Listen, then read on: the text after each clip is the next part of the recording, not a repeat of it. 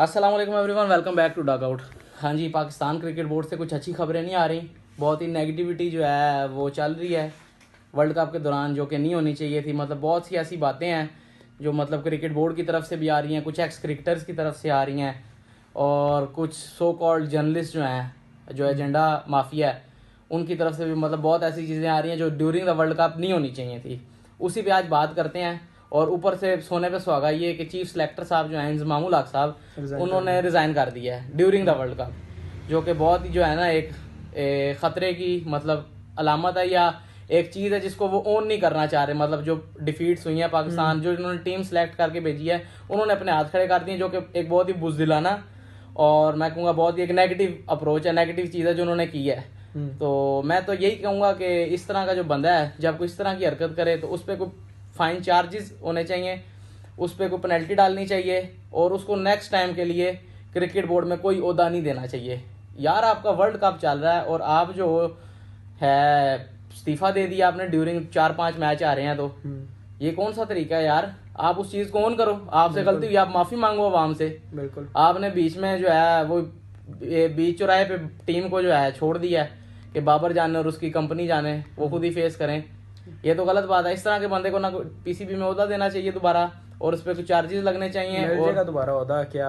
ये पहले भी था मेरे ख्याल से इंजमामुल हक चीफ हाँ, सेलेक्टर, पहले भी था। था, दोबारा आ गया, अब दोबारा आ जाएगा। बहरहाल गलत बात है, इस तरह के नहीं होने चाहिए। अच्छा, ये जो लीक मैसेजेस वाला जो चल रहा है एजेंडा, ये क्या स्टोरी है, क्या सीन हुआ है ये? यार ये सीन ये हुआ है कि ज़का अशरफ खुद एयरवे न्यूज़ पे आया हुआ था। अच्छा। वो वसीम बदामी का आई थिंक शो था। अच्छा। तो उसमें ये सारे बैठते हैं, शोएब जट भी बैठता है, उसके अलावा आई थिंक बासित अली है, बासित अली, कामरान अकमल है, हाँ वो सारे बैठे होते हैं, अजहर अली। हाँ तो अब ये सीन चल रहा था कि इनका कॉन्ट्रैक्ट रोका हुआ था कोई, मेरे ख्याल से लास्ट इनको सैलरी जून में मिली थी। अच्छा। पाकिस्तानी प्लेयर्स को 5 महीने से इनका कॉन्ट्रैक्ट रुका हुआ था। तो एक ही वो मैसेज था कि वो आई थिंक सलमान, यार कोई जर्नलिस्ट नहीं है लेकिन वो कोई है पीसीबी का कोई बंदा है, उसकी और बाबर आजम की एक चैट लीक हो गई थी। यही अच्छा, ये कहानी जो थोड़ा सा मैं पीछे जाऊंगा, ये शुरू हुई है एक पीटीवी के प्रोग्राम से, जहाँ पे राशिद लतीफ ने बैठ के ये बोला है कि जब पाकिस्तान मैचेस आ रहा है तो बाबर आजम जो है चेयरमैन साहब को मैसेजेस कर रहे हैं और वो जवाब नहीं दे रहे। चेयरमैन साहब ना बाबर की कॉल अटेंड कर रहे हैं ना उसके मैसेजेस का जवाब दे रहे हैं।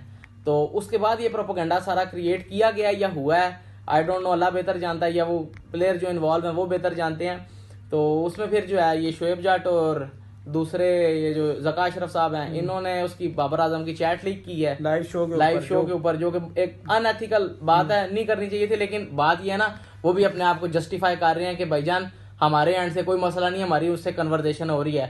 अब राशिद लतीफ को ये मतलब जो उसने बात की और जिसकी वजह से सारा सिनेरियो क्रिएट हुआ है, उसको जो है ना इस चीज को क्लैरिफाई करना पड़ेगा। फंस राशिद लतीफ गया है भाईजान अब सारे मामले में। अब ज़का अशरफ साहब चाहे या बाबर आजम कोई बंदा चाहे जिनके ऊपर जिनका नाम लेके ये सारा प्रोपोगंडा किया गया है या जिनके नाम को खराब किया गया, इंटरनेशनली पाकिस्तान की बदनामी की गई है, पाकिस्तान क्रिकेट बोर्ड की बदनामी की गई है, तो ये सारा मलबा अब जा रहा है भाई राशिद लतीफ की तरफ। राशिद लतीफ पे केस वगैरह भी हो सकता है, और मतलब उसको अब जो है ना अपनी पोजीशन को जस्टिफाई करना पड़ेगा, जो बोला है उसको सबूत देने पड़ेंगे यार। लेकिन वो भी अब देखें ना कि ऐसा कोई इतनी बड़ी स्टेटमेंट नहीं थी जो लीक हुई है। वो सलमान जो था, सलमान क्या है उसका फुल नेम मुझे नहीं पता, उसका ही बाबर आजम को मैसेज था कि जी आपकी कोई ज़का अशरफ से शायद बात हुई है नहीं, उसका आगे से यही आया मैसेज कि वालेकुम सलाम जी मेरी कोई बात नहीं हुई। बस इतना सा वो स्क्रीनशॉट था जो वो लीक हो रहा है। तो इसी के ऊपर सारा हर कोई एजेंडा बना रहा है नहीं। और दूसरी बात पता है और क्या, शायद एजेंडा ये बना रहे हैं कि इनको सैलरी नहीं मिली इसलिए ये परफॉर्म नहीं कर रहे। इस तरह की बातें चल रही हैं। क्या कह सकते हैं यार, इस पे तो कुछ नहीं कहा जा सकता।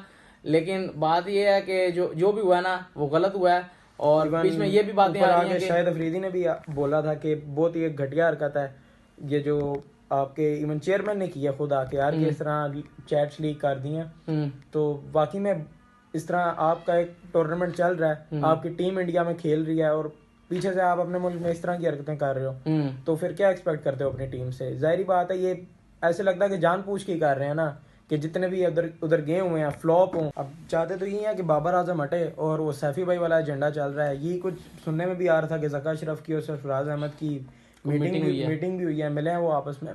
तो अल्लाह बेहतर जानता है यार कि अंदर ही इनकी क्या सियासत चल रही है। दूसरा एक और बात भी इन दिनों सरगर्म थी कि इंजमामुल हक, रिजवान और कोई और बंदा कह रहे थे वो किसी कंपनी के चेयरमैन है, किसी कंपनी को ओन करते हैं, उसमें शेयर हैं।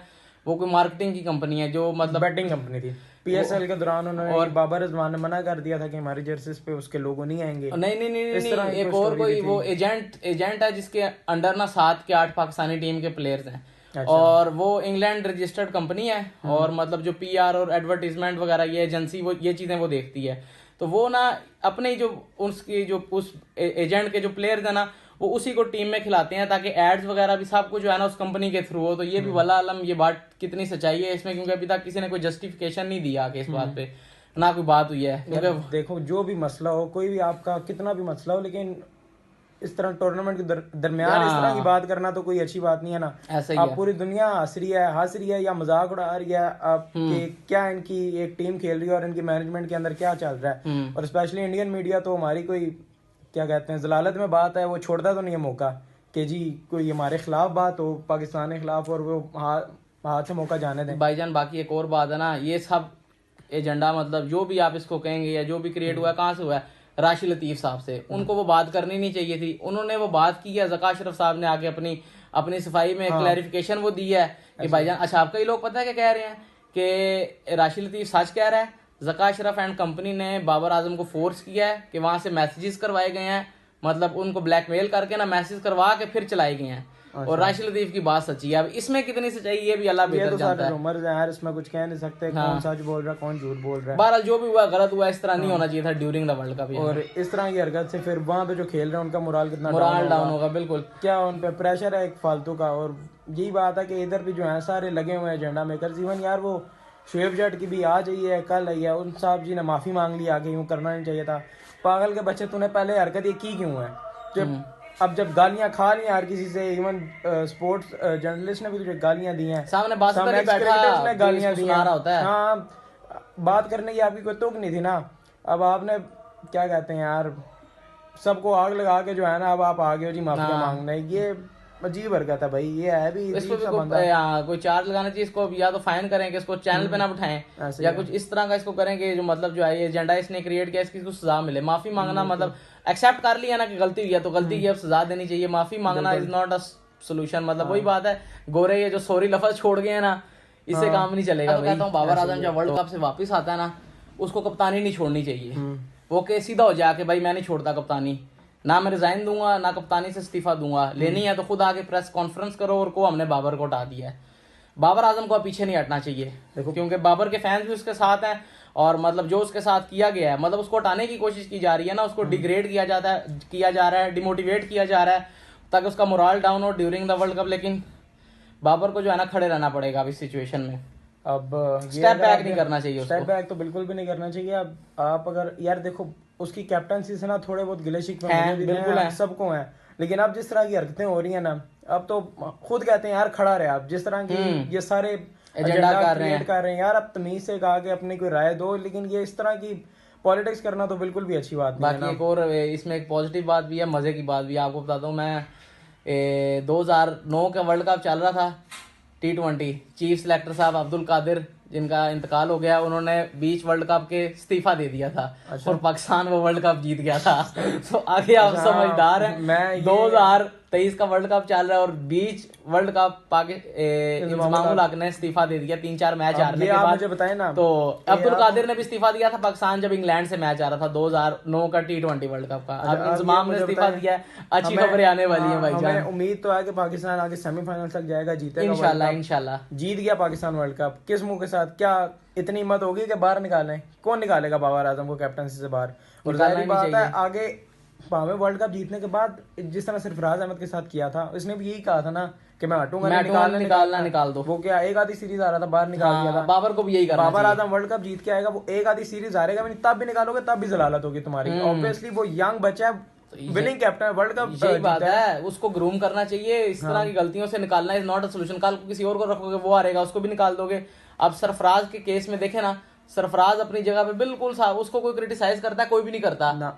सारे भाई उसको वो चुप निकालने करे, वालों वो वो चुप करके अपनी गेम पे फोकस करता है, ना किसी के खिलाफ कोई वो तो झंडा करता कैप्टनसी है। पे भी नहीं कहता, वो कहता है ठीक है। वो इवन खेला हुआ बाबर आजम के अंडर हाँ, अंडर भी कैप्टनसी खेला है यार वो, हालांकि बाबर और आजम को even वो- डेब्यूट कराने वाला वही था। बाबर आजम के अंडर कैप्टनसी खेल के भी वो बाबर आजम को फील्ड पे गाइड करता रहता है। हाँ, और ये एक एडवांटेज होता है सीनियर प्लेयर का, यार हमारे पास बाबर आजम के पास कौन है सीनियर प्लेयर। ऐसा ही है। इवन जब आप देखें कोहली होता था आपका वर्ल्ड कप का, वो जब 2015 में वो था क्या कहते हैं कैप्टन था, धोनी होता था यार उसके साथ एक सीनियर प्लेयर जो उसे गाइड करता रहता था। ऐसा ही है। इधर बाबर आजम के साथ कोई है नहीं, ब्लंडर लगते हैं तो फिर बाबर आजम वही को बात सारे है ना, गालियां देने आ जाते हैं। मैनेजमेंट खुद एंड पे गंदी होती है, प्लेयर को कोई कुछ नहीं कहता जो इस तरह का प्लेयर हो। अब बाबर भी मतलब अपनी तरफ से फेयर है, कोई गलत काम नहीं कर रहा, मतलब सिंसियर है अपने मुल्क के साथ। सरफराज भी सिंसियर था, सरफराज को निकालने वाले आज ही भुगत रहे हैं, और सरफराज जो है ना अपनी बुक्स में क्लीन है, और मतलब उसकी फैन फॉलोइंग उसी तरह बल्कि बढ़ गई है। बिल्कुल। तो अब तो इवन ज्यादा उसके इवन साथ ज्यादा हो गई है, जो उसके साथ एक इमोशनल एक हाँ, वो रिश्ता मान attachment गया है, कि जी ये इतना अच्छा खेल रहा है और आपने इसके साथ बहुत ज्यादा की है। हाँ। तो बाबर के साथ भी अगर ये करेंगे तो बहुत गलत होगा, इससे बाबर की जो है ना एक रेपुटेशन बढ़ेगी और उसकी फैन फॉलोइंग भी बढ़ेगी।